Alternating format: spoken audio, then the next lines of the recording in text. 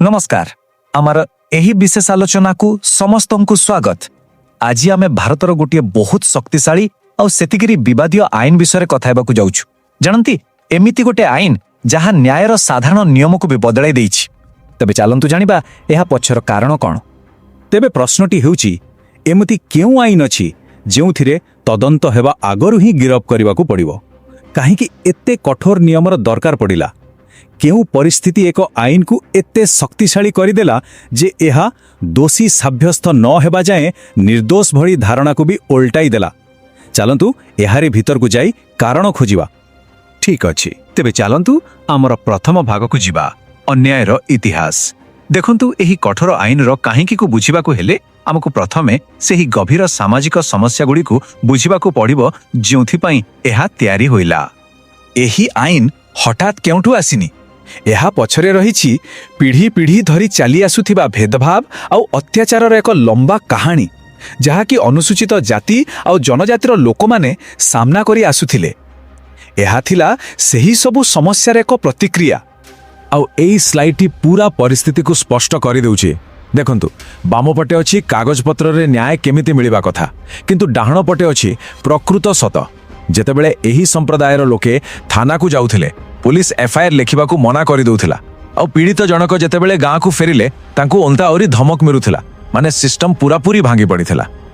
एही गोटिए लाइन रे सबु किछि अछि। अभियुक्तंकर कोनोसी भय नथिला। सेमानंको भलो भाबे जणा थिला जे सिस्टम तांकर किछि करि पारिबानी। आउ एही जो दंड न पाइबार भरोसा थिला सेटा ही अत्याचार को आहुरी बढ़ाई दउथिला। एही समस्या एते गंभीर होई गला जे एहा देशर सर्वोच्च न्यायालय माने सुप्रीम कोर्ट का पाखरे पहुंचिला।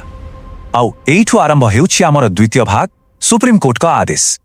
आपण भाबी पारुछंती सुप्रीम कोर्टंको पाखरे एमिति मामलार पहाड़ जमा होई जाइथिला। एहा किसी छोट मोट घटना नथिला, एहा एक व्यवस्थित संकट थिला। आउ एहार समाधान पाई किछि बड़ पदक्षेपर दरकार थिला। आउ एइठु ही जन्म नेला एससी एसटी अधिनियम। एहा केवल आउ गोटे आईन नथिला, एहा थिला सुप्रीम कोर्ट को दाबीर सीधा सड़क जवाब, जहाँ एक स्थायी आउ शक्तिशाली समाधान देबा पाई तैयारी होइथिला। एही आईनर सबुटो बड़ कथा हेउछि एहार प्रक्रिया। जदि स्थानीय पुलिस कथा न सुने ताहले पीड़ित सीधा एससी एसटी कमिशन को पाखकु जाई परिबे, आउ कमिशन सीधा जिल्लार एसपी को डकाइबे। एहा एक एमिति चेन तैयारी कला जोंथिरे स्थानीय अधिकारी कार्यानुष्ठान नेबाकू बाध्य हेबे। हेले एही आईनर प्रकृत प्रभाव कोन थिला? एठु आमे आसुछे आमर तृतीय भाग को, भय एक प्रतिबंधक भावरे। कारण एही आईन केवल दंड देबा पाई नहे बरम अपराध को आरंभरु ही रोकिबा पाई तैयारी कराहेतला। एही आईनर मूल लक्ष्य थिला खौफ सृष्टि करिबा, माने एक गभीर भय।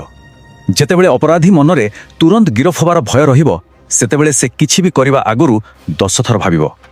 एहा गाँ घड़ी रे थिबा क्षमतार समीकरण को संपूर्ण बदलाई देला। एही स्लाइड रे आपण देखि पारुथिबे परिवर्तन केते बड़ थिला।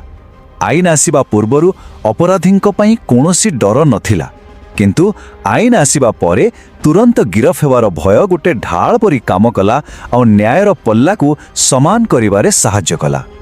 किंतु जे कोनोसी शक्तिशाली अस्त्र भली एहार भी भूल व्यवहार हेबार आशंका रहिछि। एहा गोटे दुई धारिया खंडा परी। आउ एठु आमे जाउछे आमर चतुर्थ भाग को, क्षमता एवं एहार अपव्यवहार। एही स्लाइड रे गोटे बहुत गुरुत्वपूर्ण कथा कहा जायछि। एही आईन हेउछि प्रकृत अपराधींको विरुद्ध रे एक ढाल, किंतु एहाको व्यक्तिगत शत्रुता पाई एक अस्त्र भावे व्यवहार करा जिवा उचित नहे, जेउथिरे निरीह लोक माने फसी जायन्ते। तेबे जदि काहा उपरे मिछरे एही केस लगा जाए ताहले से कोन करि परिबे? उत्सव अनुसारे किछि उपाय अछि, जेमिति कि तुरंत एक आलिबाई तैयारी करिबा, माने प्रमाण जोगाड़ करिबा जे से सही समय रे अन्य केउठी थिले, जेमिति कि कोनोसी सरकारी डाक्तरखाना को जिबा किंबा सीसीटीवी थिबा जगह को जिबा, जहा तांको निर्दोषता प्रमाण करिबारे सहाय्य करिवो। शेषरे सबुठु बड़ प्रश्न, एते कठोर आईनटी कोन संविधानिक? एहार उत्तर पाइबा पाई आमको भारतर संविधान को देखिबाकू पड़िबो। आउ एइठु आमे जाउछे हमर शेष भाग को। आम संविधान रो धारा 15 हेउछि मूलदुआ। एहा स्पष्ट भावे कुहे जे जाति आधार रे कहा सहित भी भेदभाव करा जाई पारिबो नाही।